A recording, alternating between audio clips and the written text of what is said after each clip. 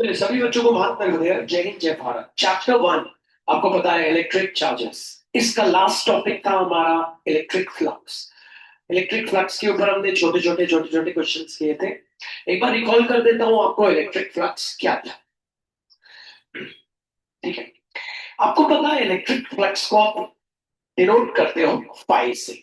ठीक है, किसी भी एक सरफेस किसी भी एक सरफेस को जब बहुत सारी इलेक्ट्रिक फील्ड लाइंस क्रॉस करके जाते हैं, आपको पता है वही कहलाता है इलेक्ट्रिक फ्लक्स। किसी भी सरफेस को बहुत सारी इलेक्ट्रिक फील्ड लाइन जब परपेंडिकुलर क्रॉस करके जाती है उसको कहते हो आप इलेक्ट्रिक फ्लक्स। इससे होता क्या है भैया, इस सरफेस के अंदर आप कोई भी इक्विपमेंट रख देंगे तो वो वर्क करने लगेगा। सपोज आपने फैन रख दिया, कनेक्शन कर दिया, वो वर्क करने लगेगा। ट्यूबलाइट रख दिया, लाइट रख दिया, वो ग्लो करने लगेगा। दैट इज, यही इलेक्ट्रिक फ्लक्स का काम होता है। तो इलेक्ट्रिक फ्लक्स इज नथिंग, आपको पता है, the number of electric field lines crossing a plane perpendicular to the plane are known as electric flux या इज कॉल्ड इलेक्ट्रिक फ्लक्स। आपको याद होगा इसका फॉर्मूला भी क्या था, ये भी आपको याद होगा। तो इलेक्ट्रिक फ्लक्स का फॉर्मूला आपको पता है, ये था ई vector dot A vector. E vector dot A vector इसलिए बोलते हैं, कई लोग इसको ये बोलते हैं बच्चों ईडीए। ईडीए तभी बोलना जब एंगल 0 डिग्री हो, कॉस 0 1 होता है ना। मतलब ई डी ए निकल गया, ई ए तभी बोलना जब एंगल क्या हो 0 डिग्री हो, तो कॉस 0 1 हो जाता है एक्चुअली। क्योंकि आपको पता है डॉट प्रोडक्ट का फॉर्मूला क्या होता है, A vector dot B vector equals to magnitude of A vector magnitude of B vector cos theta. इतनी सी बात थी। तो इतनी चीज आपको याद रखनी है। अगर टीचर आपसे पूछ ले what is the difference between, what is the difference between E vector dot A vector and A, the difference between E vector dot A vector and E into A is that in case of E into A, the theta is always 0 degree, whereas in case of E vector dot A vector, it's not necessary that theta is 0. यहाँ पे theta 0 नहीं हुआ, क्यों? क्योंकि इसका formula ही होता, आपको पता है magnitude of E vector magnitude of A vector और क्या आ जाएगा cos थीटा। यहाँ का cos थीटा गायब क्यों हो गया? यहाँ का cos थीटा गायब इसलिए हो गया क्योंकि थीटा हो गया 0 डिग्री और cos 0 होता है 1। अगर आपको फिर से मैं बताना चाहूंगा, अगर टीचर आपसे पूछ ले प्लीज जवाब दीजिएगा, तो अच्छे से मन लगा के बात करेंगे। फिर आज का बहुत जबरदस्त टॉपिक है इसलिए। तो difference between E vector dot A vector and you know that A is the area vector. Area vector हमेशा क्या रहता है, वो जो सरफेस रहता है उसके क्या रहता है, परपेंडिकुलर रहता है। और आउटवर्ड वाला आपको एरिया वेक्टर लेना है। Okay, what is the difference between E vector dot A vector and EA? In case of EA, the theta is 0. That means the angle between electric field and area vector is 0. इन दोनों, क्योंकि theta क्या होता है, किस किस के बीच का angle, area vector और इलेक्ट्रिक फील्ड के बीच का एंगल। लेकिन इस केस में जरूरी नहीं है वो थीटा क्या हो जाए 0। तो इस केस में हो सकता है ऐसा हो जाए, ये हो जाए इलेक्ट्रिक फील्ड और ये हो जाए आपका एरिया वेक्टर। तो इस केस में थीटा आपका 0 नहीं होगा, इस केस में थीटा आपका क्या हो जाएगा 0।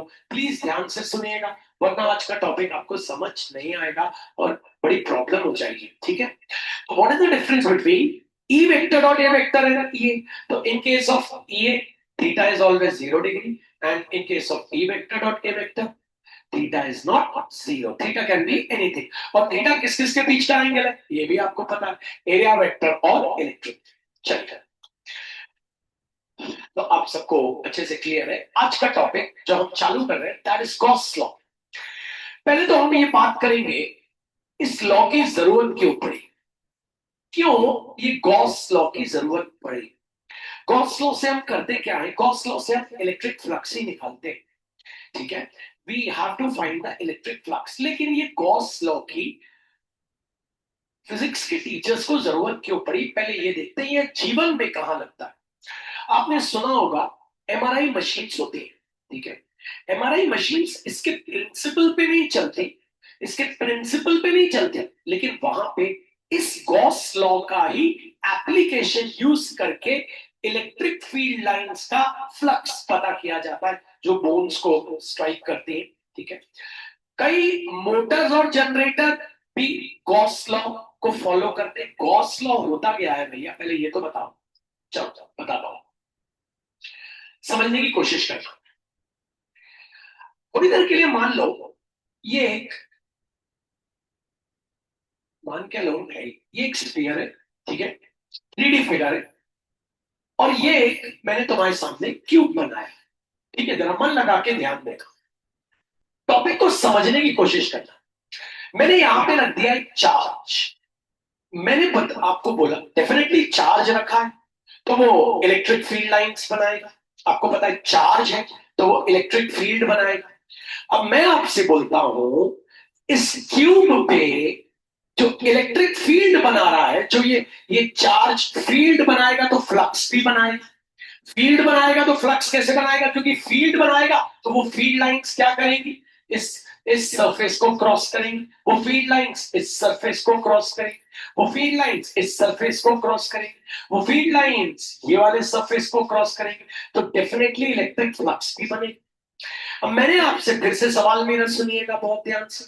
मैंने एक क्यूब लिया प्यारे बच्चों, क्यूब में यहां रख दिया मैंने एक चार्ज, और मैंने आपसे बोला बताओ निकालो ये चार्ज कितना इलेक्ट्रिक फ्लक्स बना रहा है। इलेक्ट्रिक फ्लक्स कैसे बनाएगा चार्ज, आपको पता है इलेक्ट्रिक फ्लक्स चार्ज तभी बनाएगा जब पहले वो चार्ज सबसे पहले क्या, इलेक्ट्रिक फील्ड लाइंस निकालेगा।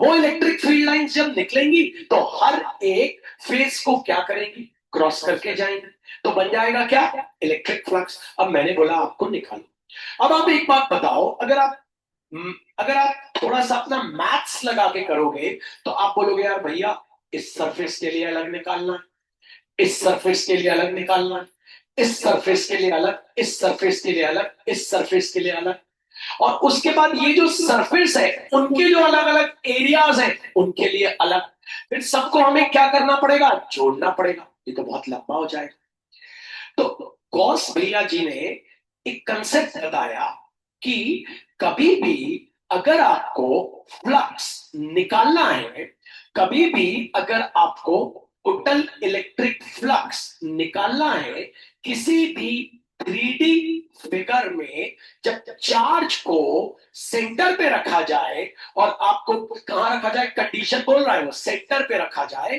कभी भी चार्ज को सेंटर पे रखा जाए और टीचर आपसे बोले कि क्या निकालो भैया, इलेक्ट्रिक फ्लक्स निकालो। इलेक्ट्रिक फ्लक्स का मतलब क्या, इलेक्ट्रिक फील्ड लाइंस जो क्या कर रही है, एक 3D सरफेस को क्रॉस करके जा रही है, और वो 3D सरफेस के क्या है, परपेंडिकुलर, या 3D बोल रहा हूं बार बार। तो अगर आप इसको मैथमेटिकली निकालोगे तो देखो आपको कितना मेहनत करना पड़ेगा, इसका अलग, इसका अलग, इसका अलग, फिर आप सबको क्या करोगे, जोड़ोगे। तो गॉस कहता था कि अगर कभी भी आपको, सॉरी गॉस जी कहते थे, अगर कभी भी आपको इलेक्ट्रिक फ्लक्स निकालना है किसका, एक 3D सरफेस का जिसमें चार्ज कहां रखा है, सेंटर पे रखा है, तो आप वो जो मैथमेटिकल कंसेप्ट यूज करके निकालते हो, अलग अलग अलग अलग अलग अलग अलग अलग अलग, फिर सबको जोड़ते हो, वो यूज नहीं करो, आप सीधे मेरा फॉर्मूला यूज करो। मेरा फॉर्मूला हो जाएगा Q अपॉन एप्सिलॉन नॉट, ये हो जाएगा टोटल फ्लक्स जो ये चार्ज क्या करेगा, टोटल फ्लक्स जो ये चार्ज इस 3D सरफेस के ऊपर निकालेगा। पहले तो ये समझना जरूरी है बच्चों, why we are study Gauss law, ठीक है। फिर से इमेजिन कर लेना, आप थोड़ा सा दिमाग लगा लेना, आपकी बॉडी का MRI हो रहा है। अगर आपकी बॉडी का MRI हो रहा है, आपको पता हो मैग्नेटिक रेजोनेंस इमेजिंग, MRI। तो अगर मान लीजिए एमआरआई मशीन में ये कंसेप्ट यूज नहीं होता तो वो क्या करता, एक मशीन यहाँ का हिस्से का पहले एमआरआई करता, फिर यहाँ का करता, फिर यहाँ का करता, फिर यहाँ का करता, फिर यहाँ सारी फोटो को फिर क्या करता, जोड़ देता, तो आपकी पूरी बॉडी का एमआरआई हो जाता। लेकिन गॉस लॉ के आने से क्या हुआ, गॉस लॉ के आने से वो जो एमआरआई हो गई वो एक साथ हो गई, क्योंकि सारी की सारी इलेक्ट्रिक फील्ड लाइंस एक साथ आपकी बॉडी को क्रॉस करके चली गई और पूरी आपकी इमेज उन्होंने दे दी। कोई एमआरआई होता है, उसमें भी गॉस लॉ लगता है। अभी भी गॉस लॉ, ये गॉस भैया ये कहते थे कि अगर आपको कोई भी 3D सरफेस दिया हो, बच्चों ध्यान रहे, कौन सा सरफेस? 3D सरफेस, जिसमें चार्ज कहां पे रखा हुआ है? सेंटर पे, और आपको उस टोटल 3D सरफेस का टोटल फ्लक्स निकालना है, तो आप बिल्कुल भी मैथमेटिकल कंसेप्ट यूज मत करना। मैथमेटिकल कौन सा? वो डी फाई वाला आप वो यूज नहीं करना। आप सीधे ये लिख देना, यही होगा टोटल इलेक्ट्रिक फ्लक्स। किसके द्वारा? एक चार्ज के द्वारा। किसके ऊपर? एक 3D सरफेस के ऊपर। बात को फिर से समझिएगा, समझेंगे तो बढ़िया बात है, और फिर आके समझाइएगा और अच्छी बात है। तो मैं आपसे बात कर रहा हूं स्टेट गॉस लॉ, ठीक है? गॉस लॉ क्या होता है? तो पहले तो आपको बेसिक समझना है गॉस लॉ की जरूरत क्यों पड़ी, ठीक है? गॉस लॉ की भैया जरूरत क्यों पड़ी? क्यों पड़ी गॉस लॉ की जरूरत? ठीक है, गॉस लॉ की जरूरत इसलिए पड़ी क्योंकि अभी तक प्यारे बच्चों हम एक 2D सरफेस ले रहे थे, एक 2D सरफेस ले रहे थे, और इलेक्ट्रिक फ्लक्स कैसे निकालते थे? आपको पता है भैया, एक 2D सरफेस के ऊपर इलेक्ट्रिक फ्लक्स मतलब number of electric field lines. एक 2D सरफेस के ऊपर इलेक्ट्रिक फ्लक्स मतलब जितनी इलेक्ट्रिक फील्ड लाइंस उस सरफेस को क्रॉस करके जाएं और क्या हो जाए? परपेंडिकुलर। अभी इसका इलेक्ट्रिक फ्लक्स क्या हो गया? 4। लेकिन अगर यही सरफेस को हटा के मैं क्यूब ले लूं, मैं क्यूब ले लूं, और इस क्यूब के सेंटर पे मैं चार्ज रख दूं क्यूब, है ना? यहाँ पे यहाँ चार्ज रखा था क्यूब, यहाँ चार्ज था क्यूब, तो ये इलेक्ट्रिक फील्ड लाइंस बना रहा था।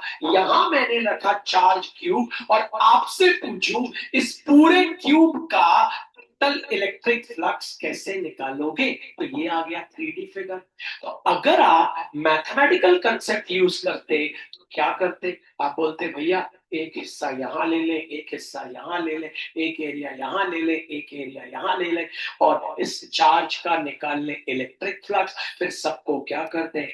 ऐड। तो डी फाई जुड़ के हो जाएगा पाई। मतलब आपका तो जीवन निकल जाएगा इससे। तो गॉस बोला, अब मैं आपको एक चीज बता रहा हूं, कभी भी किसी 3D सरफेस जो कि सिमेट्रिक हो, सिमेट्रिक मतलब इधर जैसा हो, इधर भी वैसा हो, वहां जैसा हो, यहां भी वैसा हो, ऊपर जैसा हो, नीचे भी वैसा हो, वो है थ्री, वो है सिमेट्रिक। याद रखना, जैसे मैं इस सिजर की बात करूं, ये सिमेट्रिक है, यहां जैसी है वैसे यहां है, जैसे ये ब्लेड है वैसे वो ब्लेड है, ये सिमेट्रिक है, ठीक है ना? तो इसको कहते हैं मेरा फेस का ये वाला हिस्सा और ये वाला हिस्सा दोनों क्या है? सिमेट्रिक है। जो इस तरफ हो वो इस तरफ हो, जो सामने हो वही पीछे हो, जो नीचे हो वही ऊपर। तो गॉस भैया कहते थे, लेकिन गॉस भैया ने 2-3 शर्तें रखी। पहली शर्त कि आप किसी भी एक 3D क्लोज सरफेस पे ही मेरा गॉस लॉ लगा सकते हैं, और पहली शर्त 3D क्लोज सरफेस होना चाहिए, वो सिमेट्रिक होना चाहिए। तीसरी चीज, चार्ज कहां पे होना चाहिए? सेंटर पे। अगर ये सारी चीजें, और ठीक है, पहली चीज 3D क्लोज सरफेस होना चाहिए, नाम इन्होंने इसको गॉसियन सरफेस दे दिया, क्या होता है बताऊंगा। ओके, पहली शर्त उन्होंने क्या रखी कि भैया मेरा फॉर्मूला, आप ये टोटल इलेक्ट्रिक फ्लक्स लगाने का मेरा फॉर्मूला आप तभी यूज कर सकते हो जब ये कंडीशंस उसको सेटिस्फाई कर रही हो। पहली कंडीशन, जो आपका सरफेस है वो 3D सिमेट्रिक सरफेस होना चाहिए। दूसरा, उसमें जो चार्ज है वो सेंटर पे रखा होना चाहिए।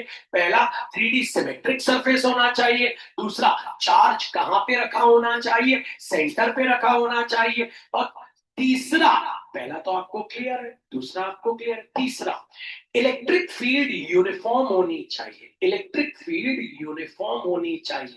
इलेक्ट्रिक फील्ड मतलब ये नहीं कि कहीं फील्ड ज्यादा है कहीं फील्ड कम है, सेम फील्ड। मतलब इस फेस से अगर 4 फील्ड लाइंस निकल रही है तो इससे भी कितनी निकलनी चाहिए? 4। ऊपर वाले से भी कितनी निकलनी चाहिए? 4। इलेक्ट्रिक फील्ड यूनिफॉर्म होनी चाहिए।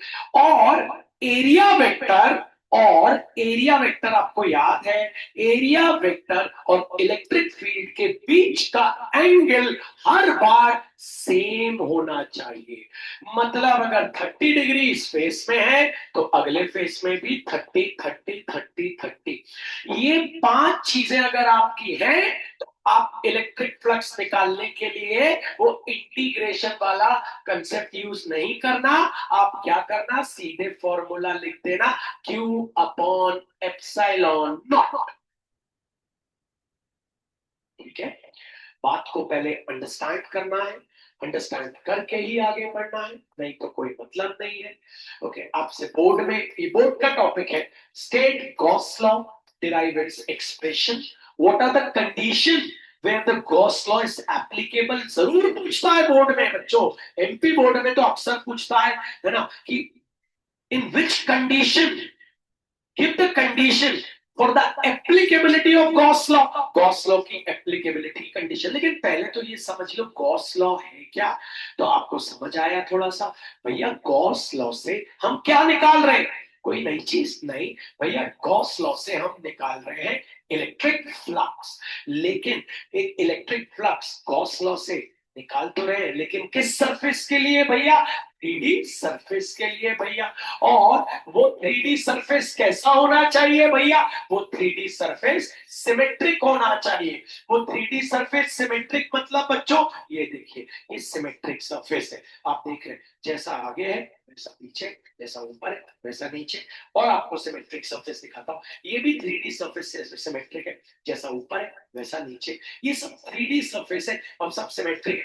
लेकिन अगर आप इस बॉटल को देखेंगे, ये सिमेट्रिक नहीं है, ऊपर अलग है नीचे अलग है। ये 3D सरफेस है लेकिन ये सिमेट्रिक नहीं है। इसमें मैं गॉस लॉ लगाना चाहूँ, अगर मैं इसमें गॉस लॉ लगाना चाहूँ तो भैया मैं नहीं लगा सकता, this is not a 3D surface. तो याद रखिए, पहले बातों को अच्छे से समझिए।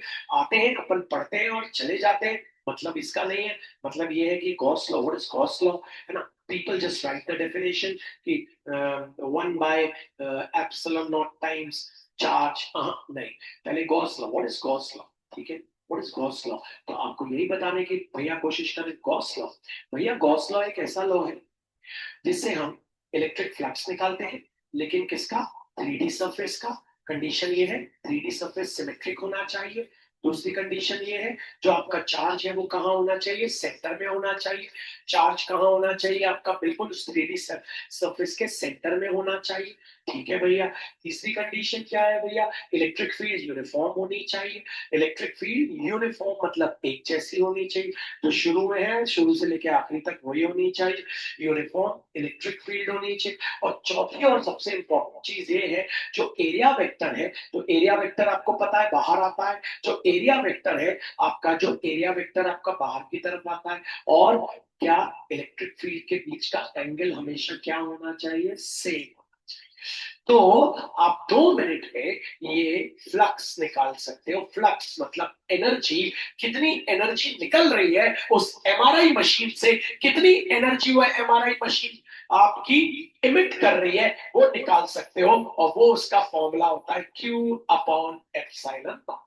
ये डिराइव करने आ जाता है। First, don't try to learn this, पहले तो आप चीजें कोई थ्योरी लिखने की कोशिश करिए, ठीक है। अब क्वेश्चन पे आ जाते हैं, ये कैसे आया आइए देखते हैं। तो जो क्वेश्चन बोर्ड्स में अक्सर ऐसा आता है, what is Gauss law, derive its expression. ये कंडीशन ऑफ इट्स क्या, एप्लीकेबिलिटी। देखो बच्चों, पढ़ाई वो करो जो समझ आ गया, पढ़ाई वो मत करो जो रटना पड़े। गॉस लॉ लगता क्या है, इलेक्ट्रिक मोटर में गॉस लॉ लग रहा है तभी तो मोटर चल रही है। जनरेटर में गॉस लॉ लग रहा है, सब जगह। इलेक्ट्रिक मोटर क्यों चल रही है मुझे बताओ, क्योंकि उसके अंदर से क्या जा रहा है, फ्लक्स। किसी भी सरफेस के अंदर से अगर फ्लक्स निकलता है, फ्लक्स मतलब होता है एनर्जी। किसी भी सरफेस के अंदर से अगर फ्लक्स निकलता है और सरफेस के अंदर से अगर आप कोई एक इलेक्ट्रिकल इक्विपमेंट रख दो तो वो क्या करने लगेगा, काम करने लगेगा, दैट्स ऑल। ठीक है, तो आपको बस ये बात याद रखनी। और इस Gauss law, derive its expression and give the condition of its applicability. तो आप जब आंसर स्टार्ट करो, आप सबसे पहले बोलो कि Gauss law is used to find क्या बच्चों electric flux for 3D symmetric surface.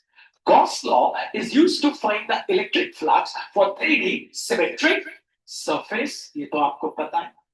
Where charge is placed at center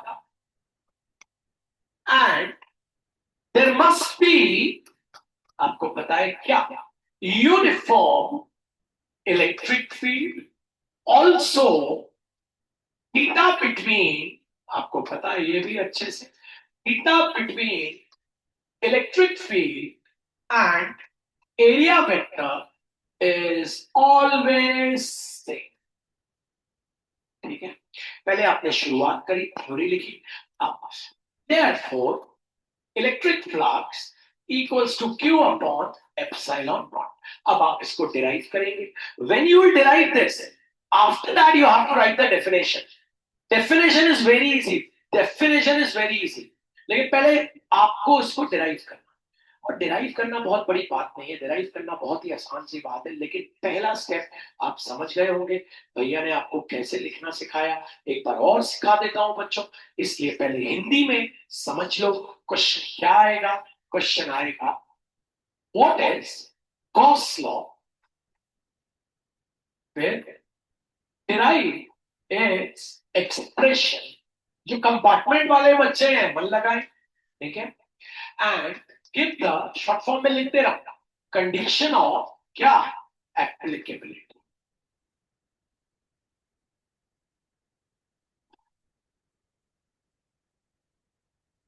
useful तो है गॉस लॉ, बहुत यूजफुल है, लेकिन हर कहीं एप्लीकेबल नहीं है क्योंकि शर्तें इतनी सारी रखती है उसने, इसलिए वो यूजफुल नहीं हो सकता कई जगह. ठीक है, मन लगाइएगा.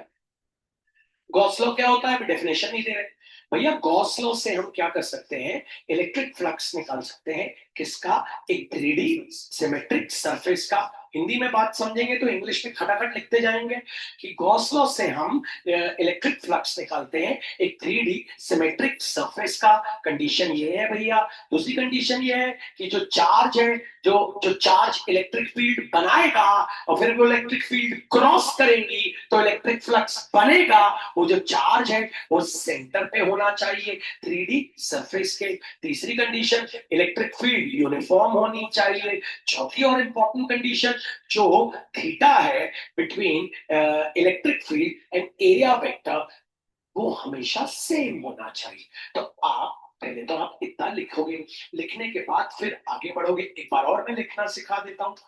Gauss law is used to find क्या बच्चों, electric flux for 3D symmetric surface. Gauss law is used to find the electric flux for 3D symmetric surface where charge must be placed. आपको पता है बच्चों, at the center. Charge must be placed at the center of the 3D surface. 3D surface के centre पे charge रखना है, ठीक है. और and electric field must be uniform. आपको पता है इलेक्ट्रिक फील्ड होनी चाहिए यूनिफॉर्म. ऑल्सो एंगल बिटवीन किस किसके बीच आपको पता है बच्चों, electric field and area vector must be same. Therefore electric flux equals to q upon epsilon naught. तो चलिए अब डिराइव करते हैं. होपफुली आपको समझ आ गया. अब जो आपने लिखा है ना बच्चों, जो आपने इतना सब लिखा है ना, बस उसको इंप्लीमेंट कर दें, डिराइव हो जाएगा. ठीक है भैया. तो भैया एक 3D सरफेस ले लेते हैं जिसका नाम है स्फीयर. उसके सेंटर पे रख देते हैं चार्ज जिसका नाम है क्यू. ये 3D सरफेस है, इसके सेंटर पे रख दिया हमने चार्ज जिस चार्ज का नाम है क्यू. आपको पता है ना. और ये एक इलेक्ट्रिक फील्ड बना रहा है. ये हो गई इसकी इलेक्ट्रिक फील्ड. आप देख रहे हैं इलेक्ट्रिक फील्ड क्या है, ई. ठीक है, इसका डिस्टेंस मतलब रेडियस कितना दिया हुआ है बच्चों, आर। ठीक है, इलेक्ट्रिक फील्ड बना, ये जो इलेक्ट्रिक फील्ड बना रहा है आपको पता है, ये यहाँ क्यू से लेके यहाँ तक इलेक्ट्रिक फील्ड ये जनरेट कर रहा है। ठीक है, अब जैसे ये क्रॉस होके गई तो ये इलेक्ट्रिक फील्ड का नाम पड़ जाएगा इलेक्ट्रिक फ्लक्स, क्योंकि कभी भी इलेक्ट्रिक फील्ड लाइंस किसी सरफेस को क्रॉस करके जाती है तो वो फिर इलेक्ट्रिक फील्ड लाइन नहीं, हम उसको क्या बोलने लगते हैं, इलेक्ट्रिक फ्लक्स। तो लेकिन ये इलेक्ट्रिक फ्लक्स बहुत छोटे से एरिया में बना रहा है। ठीक है, तो इस इलेक्ट्रिक फ्लक्स को ले लेते हैं हम क्या, डी फाई। वैसे इलेक्ट्रिक फ्लक्स फाई होता है लेकिन छोटे से एरिया में बना रहा है तो क्या ले लेते हैं, डी फाई।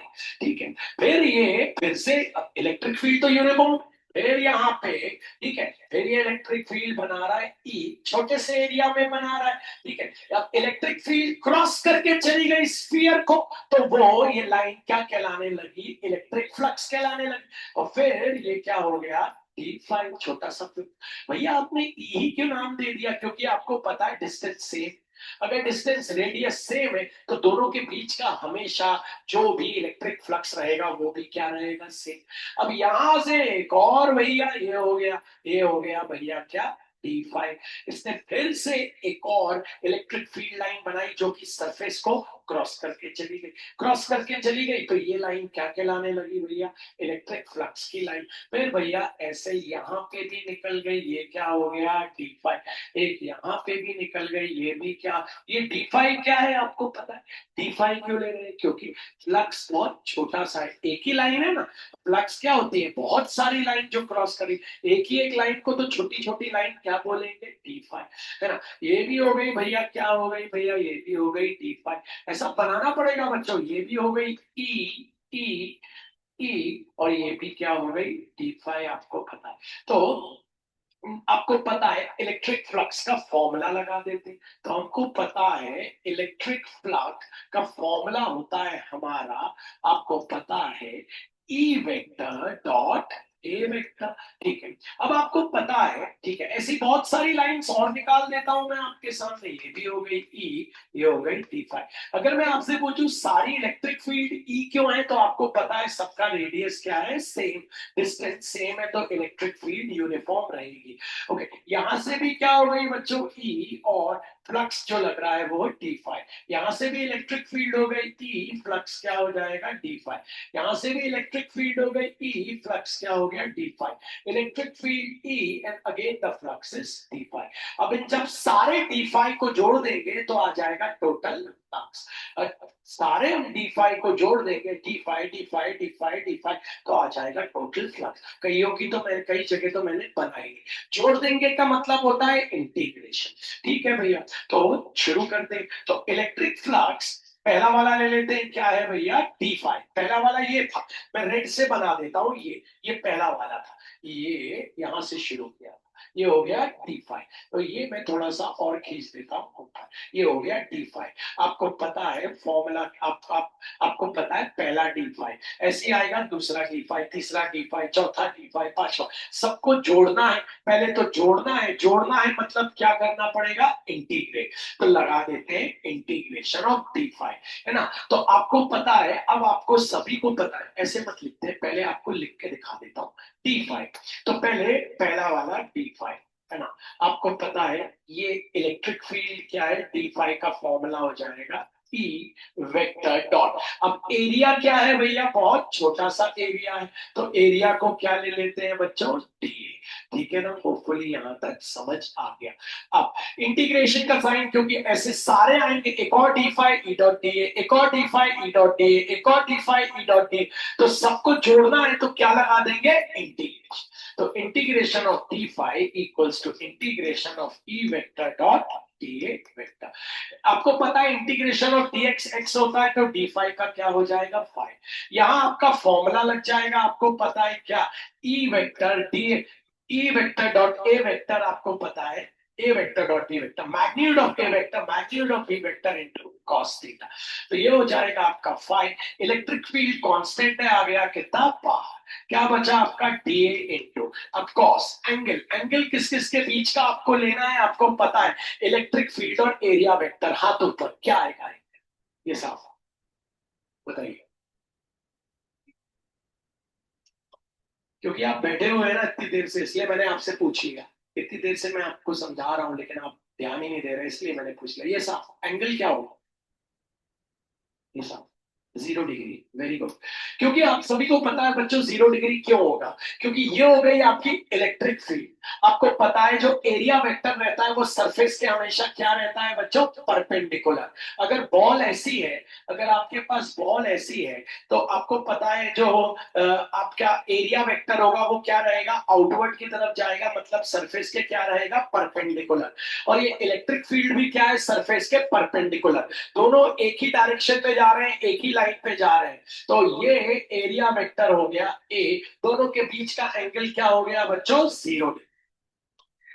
तो लिख देते हैं अपन यहाँ पे 0 डिग्री। तो ये हो गया phi equals to e into integration of d a cos 0 होता है 1। फाई इक्वल्स टू ई, आपको पता है इंटीग्रेशन ऑफ डी ए हो जाएगा ए। ए मतलब एरिया ऑफ स्फीयर। आपको पता है एरिया ऑफ स्फीयर क्या होता है बच्चों? स्फीयर का आपको पता है एरिया, एरिया मतलब curve surface area, total surface area 4πr²। Area of sphere, curve surface हो चाहे टोटल सरफेस हो, वो होता है 4πr²। तो लिख देते हैं यहाँ पे 4πr²। अब बच्चों ई की वैल्यू डाल देते हैं। आप सभी को पता है ई की वैल्यू क्या होती है? Everyone knows that. तो वो होती है के इंटू क्यू, मतलब क्यू अपॉन क्या है? r²। आर मतलब ये जो इलेक्ट्रिक फील्ड का जो रेडियस है ना, इंटू आपके पास आगे क्या चल रहा है बच्चों? आपको पता है 4πr²। r² से r² कैंसिल, के की वैल्यू रख देते हैं। पहले तो लिख देते हैं के इंटू क्यू इंटू 4π। अब के की वैल्यू रख देते हैं। आपको पता है के होता है 1/4πε0 इंटू क्या है आपके पास बच्चों? Q into 4π। तो ये 4π और ये 4π हो गए कैंसिल। तो आ गया electric flux equals to q upon epsilon.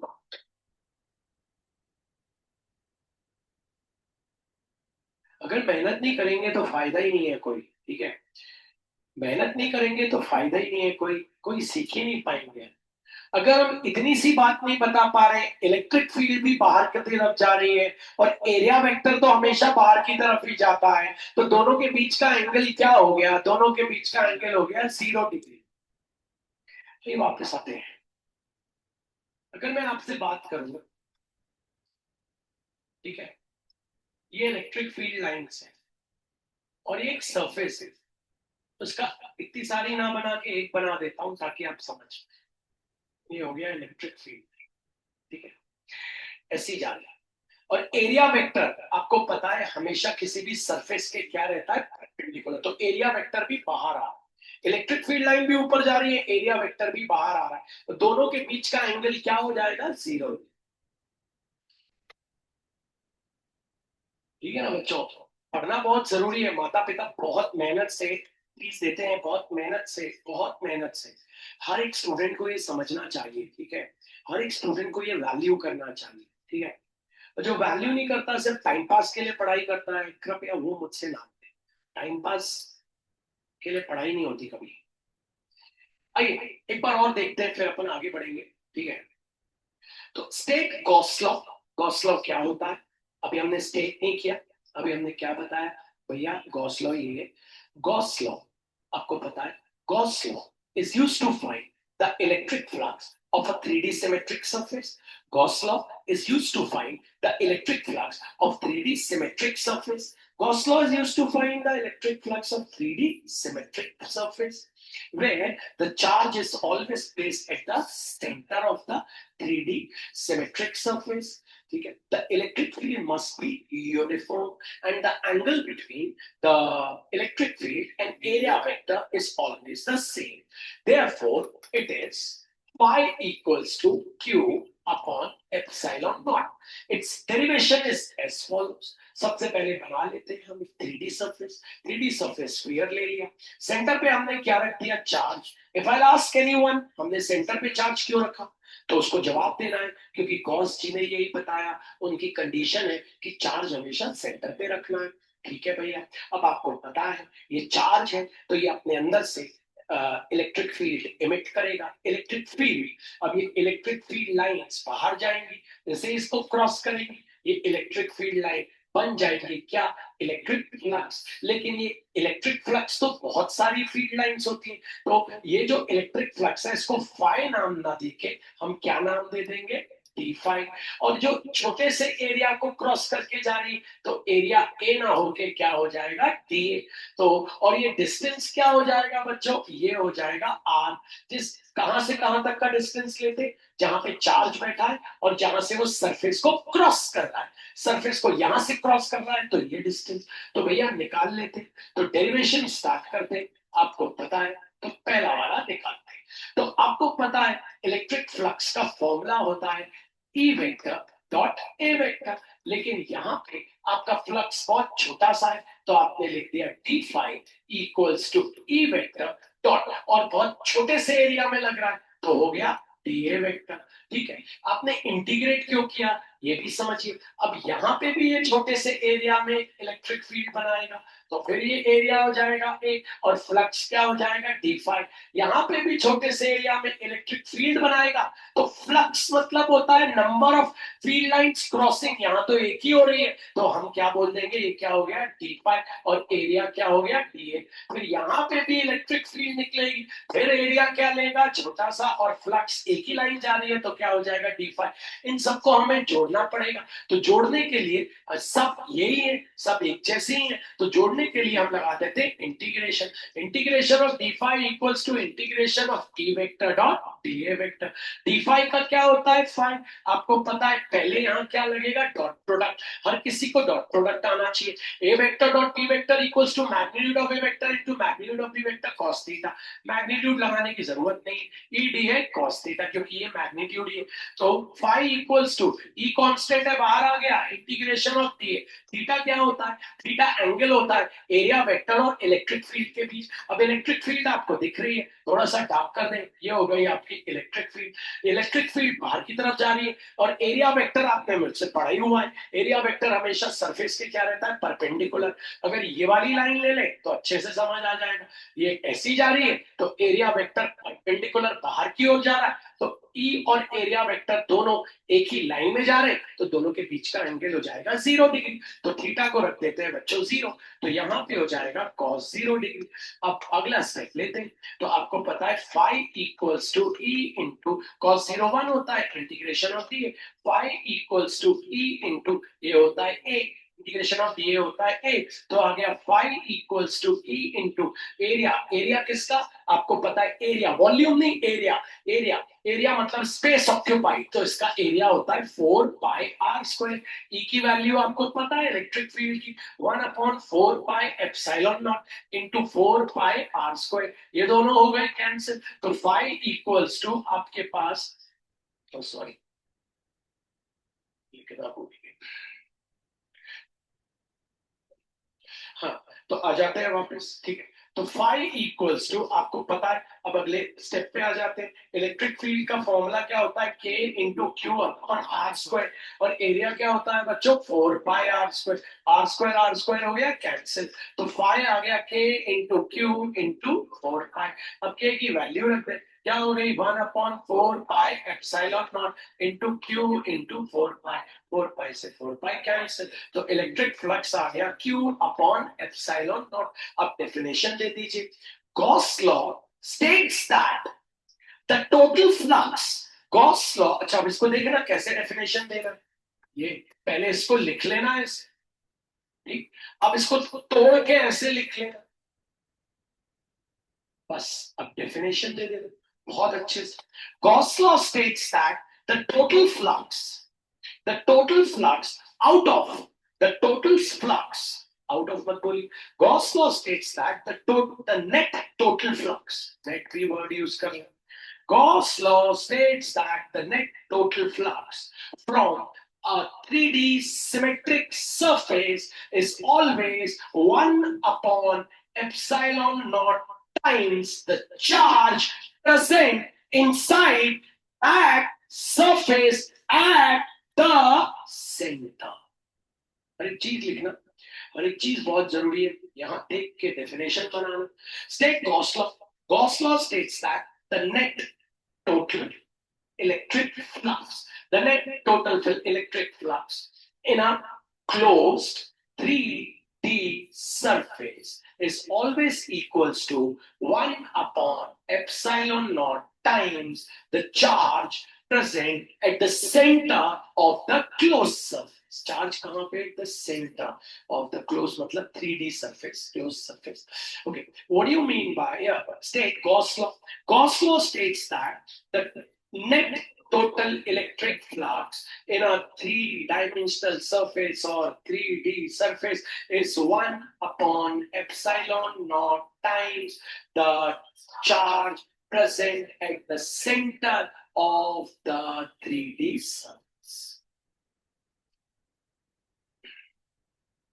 ठीक है, ये जो 3D सरफेस है ना, जहां पे चार्ज सेंटर में, उसको नाम दे दिया उसने गॉसियन सरफेस. तो टीचर कभी कभी एग्जाम में पूछ लेता है व्हाट इज गॉसियन सरफेस. बहुत सारी चीजें, ठीक. गॉसियन एक मनगढ़ंत सरफेस है, हाइपोथेटिकल. कोई भी 3D फिगर हाइपोथेटिकल, लेकिन शर्त यह है वो गॉसियन तभी कहलाएगा जब चार्ज कहां रखा हो? सेंटर. अगर मैं तेरे से बोलूं क्या ये गॉसियन सरफेस है, नहीं हुई, तुम्हें बनाना पड़ेगा. इसको कैसे बनाए बताऊंगा, ठीक है, ये तो बन ही नहीं सकता. ठीक है, मैं तुमसे बोलूं बताओ यार क्या ये गॉसियन सरफेस है? नहीं. चार्ज कहां रखना है? सेंटर. ठीक है भैया, इसको गॉसियन सरफेस कैसे बनाओगे आप? तो पहले तो गॉसियन सरफेस क्या है? हाइपोथेटिकल, मनगढ़ंत, मन से बनाया हुआ, क्योंकि हमें बनाना पड़ेगा. हर बार टीचर हमें एग्जैक्ट गॉसियन सरफेस नहीं देगा, हमें हमें बनाना पड़ेगा. कोई भी चीज हम मनगढ़ंत बनाते हैं ना, उसको कहते हैं हाइपोथेटिकल. मनगढ़ंत, hypothetical. What is a Gaussian surface? Bhaiya, Gaussian surface is a hypothetical 3D surface in which charge is always placed at the center. What is Gaussian surface? Gaussian surface is a 3D hypothetical surface in which charge is always placed at the center. Charge को center पे रखना, तब वो Gaussian surface कहलाएगा. Hypothetical है, मनगढ़ंत, बनाना पड़ेगा, हर बार बनाना पड़ेगा. तो गॉस थ्योरम, गॉसियन सरफेस याद रखना. What is Gaussian surface? Gaussian surface is a hypothetical 3D surface where the charge is always placed at the center.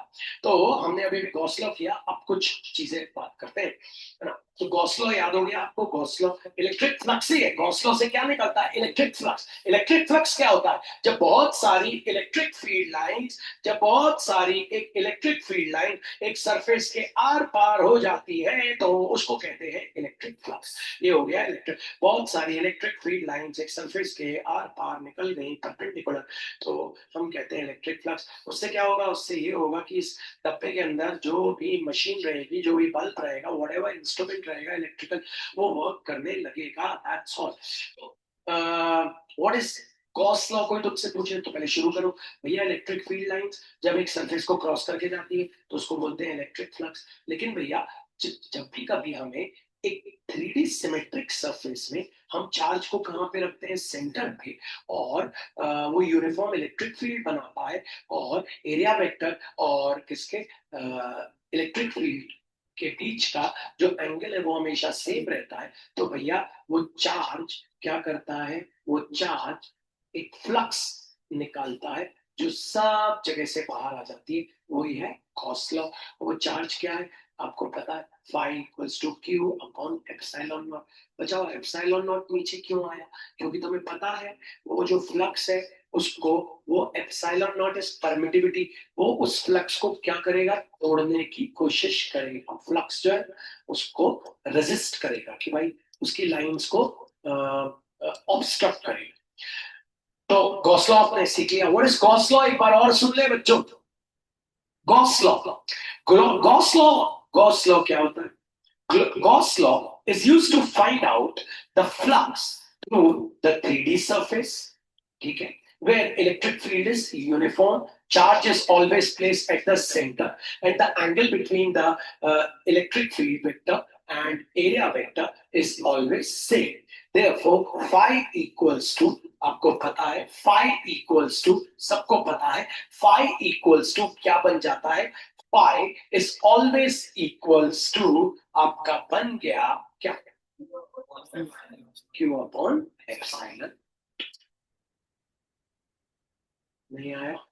अब बातों को समझने की कोशिश करें। तो चलिए, बातों को जितना अंडरस्टैंड करेंगे उतना अच्छा है। ओके, डिमोले बताओ, ये 3D सरफेस है। What is the total electric flux through this surface? Start. आपको निकालना है नेट फ्लक्स। चार्ज रखा है बाहर, ये सेंटर पे नहीं रखा, तो बताओ क्या है फ्लक्स? क्या आएगा? गलत, जीरो। टोटल फ्लक्स हो जाएगा जीरो। क्यों भैया? फ्लक्स मतलब आपको पता है फ्लक्स मतलब क्या होता है? बहुत सारी इलेक्ट्रिक फील्ड लाइन जो इस सरफेस को क्रॉस करके आर पार निकल जाए, लेकिन कंडीशन ये है कि वो 3D सरफेस में कहा होनी चाहिए? सेंटर पे। तो भैया नेट इलेक्ट्रिक फ्लक्स आ जाएगा जीरो। कैसे आ जाएगा जीरो? अब मैं तुमसे पूछता हूं कैसे।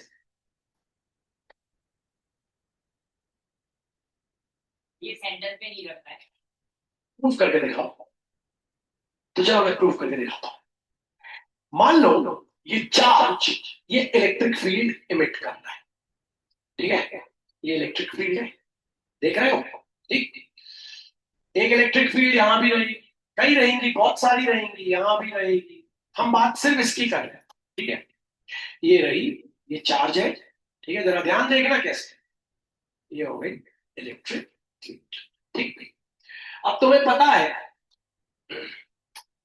ध्यान से सुनना, ये जो हिस्सा है यहाँ पे एरिया वेक्टर ये रहेगा।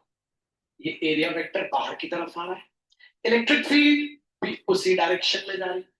इसको नाम दे देता हूं मैं, इसको नाम दे देता हूं एस। तो निकालता हूं number one, electric flux at S. Formula तुम्हें पता है, E vector dot A vector, electric flux through S, तो हो गया E A cos theta. Electric flux through S, तो हो गया ई ए कॉस। अब थीटा क्या है भैया? एरिया वेक्टर भी वही और इलेक्ट्रिक फील्ड भी वही, दोनों सेम डायरेक्शन में, तो zero. Electric flux at S आ गया जीरो, और सॉरी वन, वन सॉरी, कितना आ गया? सॉरी जीरो लिख दिया। कॉस जीरो कितना होता है? वन। तो क्या आ गया? ई आ गया। अब तुम्हें पता है एक एरिया वेक्टर यहां से भी इलेक्ट्रिक फील्ड जा रही है, ये तो ऐसी ही जा रही है, लेकिन यहाँ का जो एरिया वेक्टर है वो कहाँ आ रहा है? बाहर की तरफ आए, क्योंकि तुम्हें पता है एरिया वेक्टर जो रहता है वो हमेशा परपेंडिकुलर रहता है बाहर की तरफ। यहां भी मार लो, तो इसको ले लेता हूं टी, निकालता हूं number two, electric flux at T. Formula क्या होता है? E vector dot A vector, electric flux at T क्या हो जाएगा? E A cos theta.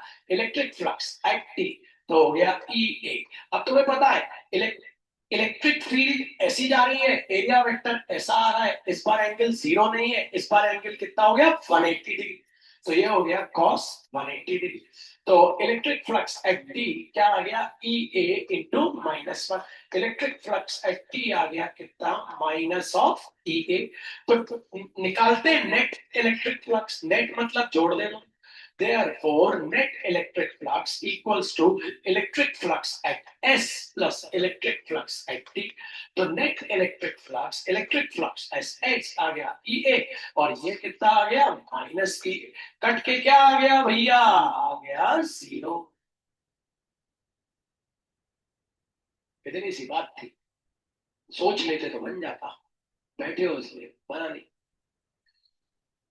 जो बैठा रहेगा वो बैठा ही रहेगा, जो सोचता रहेगा वो आगे बढ़ेगा, सिंपल सी बात है। हिसाब आ जाते हैं एग्जाम में। अब क्या सोचते हैं? चार्ज को बाहर रखा है, इस सरफेस पे नेट इलेक्ट्रिक फ्लक्स क्या आ जाएगा? सी। कौन कौन प्रूव कर सकता है इसे? हाँ तो बताइए से। आइए आइए एक बार और कर लेते हैं। ये हो गया सरफेस चार्जेस। ये बच्चों वर्ड्स में आता है। A charge of 4 microcoulomb is placed outside a Gaussian surface. What is the net electric flux?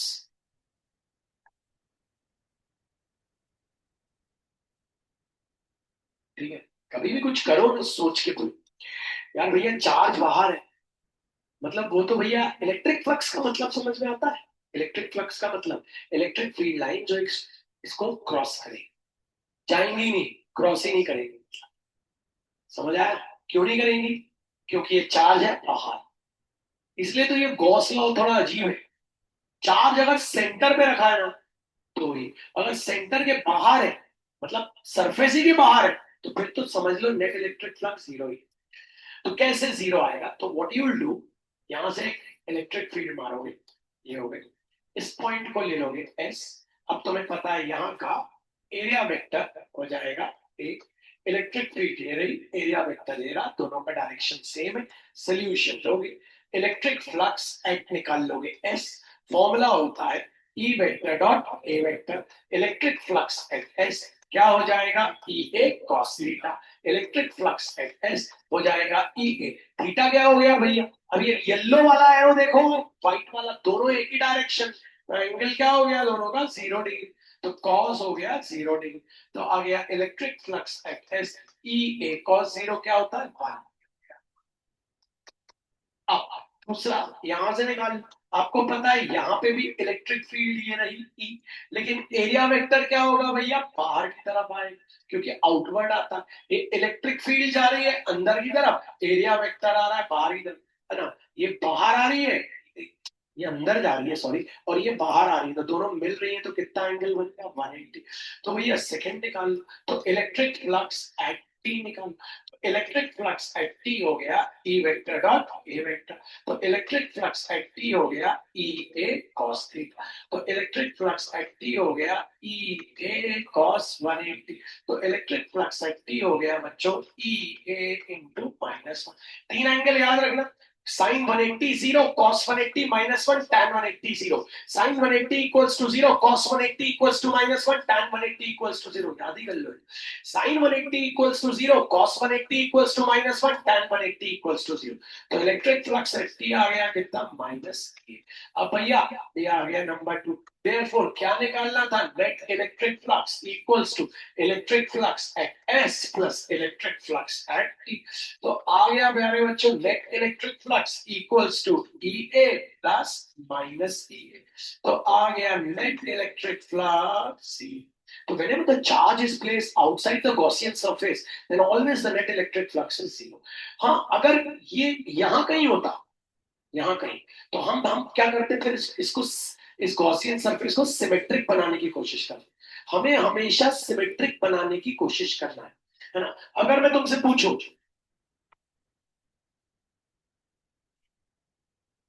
This is a cylinder, charge is place at the centre, ठीक है, रेडियस एडियस कुछ भी दिया हो, मान लो दे दिया एम, यहाँ दे दिया टी, हाइट दे दी एच, मैंने बोला what is net electric flux, तो याद रखना तुम बोलना net electric flux equals to q upon epsilon naught, क्योंकि सेंटर पे, अगर सेंटर पे नहीं है, जैसे मैं तुमको ये दे दे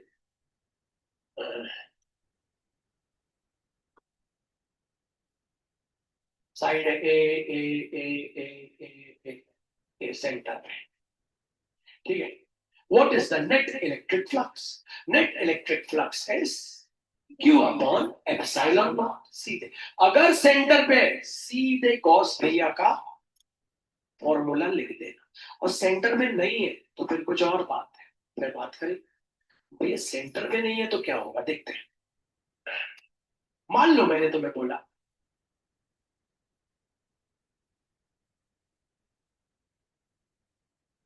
यहां रखा है चार्ज, ये है रेडियस आर, ये है radius, what is net electric flux, तो तुम क्या बोलोगे भैया सेंटर में तो नहीं है, सेंटर मतलब यहां होना चाहिए ना, नहीं समझे, ये तो हमें स्फीयर का सेंटर, तो तुम बोलोगे भैया मैं क्या करूंगा मालूम, पहले इसको सिमेट्रिक बनाओ,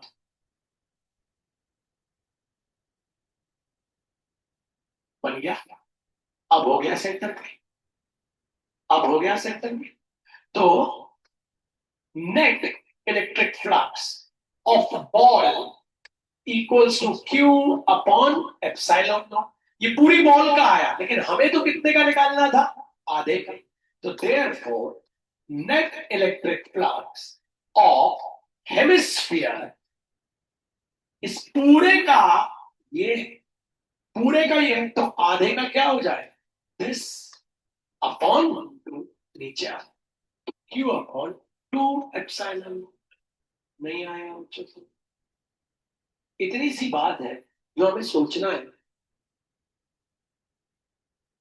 तो ये डिवाइडेड बाय टू क्यों कर दिया, किस किस को समझ आया हाथ ऊपर करो।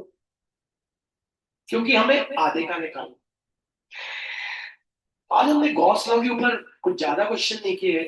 अगली क्लास में अब हम इसको देखेंगे बच्चों। तो आज थोड़ा जल्दी आपको छोड़ूंगा मैं, ठीक है ना। तो अगली क्लास में हम इसके ऊपर जबरदस्त क्वेश्चन करेंगे और बड़े बड़े। तो आपको पता है, याद कर लो इस बात को, याद रट लो।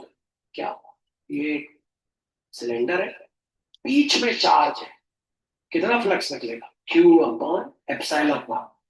ठीक है, हो गया। ये क्यूब है, थोड़ी देखिए, बीच में चार्ज है, अंदर घुस के अंदर बीच में कितना निकलेगा electric flux, Q upon epsilon. अगर चार्ज बाहर है और किसी सरफेस के, तो आपको पता है फ्लक्स क्या हो जाएगा, सी।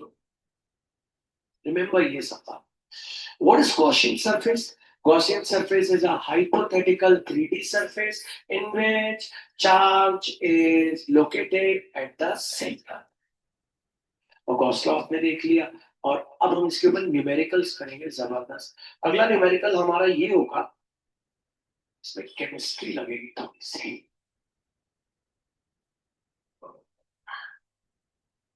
अब देखो, अगर मैं सेंटर पे रख दूं चार्ज, तो फिर तो आपको पता है क्या होगा, क्यों अपॉन। लेकिन अब मान लो मैं यहां रख दूं, अब आपको क्या करना पड़ेगा बता, इसको सिमेट्रिक बनाना पड़ेगा। इसके लिए केमिस्ट्री का एक कंसेप्ट यूज होता है, फेस सेंटर इंटरचार्ज। कि यहाँ पे एक एटम होता है, कोने में रखा है, उसको सेंटर में लाना है, तो क्या करेंगे मालूम, सात ऐसे और ऐसे सात क्यूब और इसके आजू बाजू रख देंगे, टोटल हो जाएंगे आठ। और ये ऑटोमेटिकली सेंटर पे आ, एक यहां रखेंगे, एक यहां रखेंगे, एक यहां रखेंगे। ये सबसे पीछे है चार्ज, सबसे पीछे, मतलब जैसे ये यहाँ पे है चार्ज, यहाँ इसको पीछे। अब हमें ये ऐसे यहाँ, अब हमें इसको सेंटर पे लाना है। तो एक बाजू में क्यूब लगा दो, यहाँ बाजू में लगा दो, एक ऊपर लगा दो, एक पीछे लगा दो, एक साइड में लगा दो। नहीं समझ में आया, टोटल सात लगाने पड़ेंगे। तो उसके लिए मुझे आपके लिए एक प्रोजेक्ट बनाना, तब जाके आपको मैं समझा, नहीं समझा पाऊंगा। तो चलिए आज के लिए इतना ही है। सभी को माफ कर दिया, जय हिंद, जय भारत, मिलते हैं, निकाल लो।